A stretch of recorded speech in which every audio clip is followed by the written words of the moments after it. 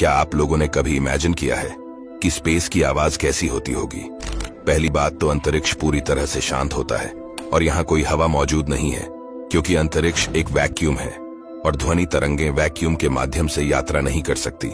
लेकिन फिर भी अंतरिक्ष में मौजूद रेडियो वेव्स से वस्तुओं की आवाज को सुना जा सकता है और वैज्ञानिकों ने इसी तरह दूसरे प्लैनेट से आने वाले रेडियो वेव्स को साउंड वेव्स में कन्वर्ट किया है।